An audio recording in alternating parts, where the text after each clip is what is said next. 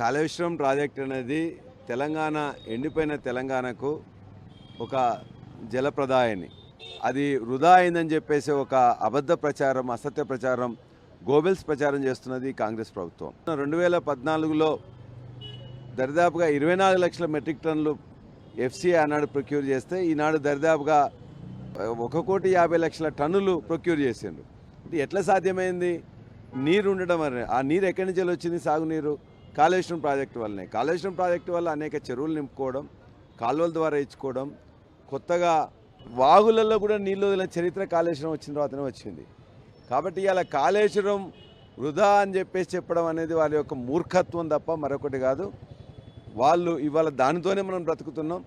నిన్నగాక మొన్న వాళ్ళు ముఖ్యమంత్రి మేము చేసిన దాన్ని మళ్ళీ పోయి గంధమెల్ల రిజర్వాయర్ను ఇనాగ్రేట్ చేసినారు. ఎక్కడి నుంచో వచ్చింది?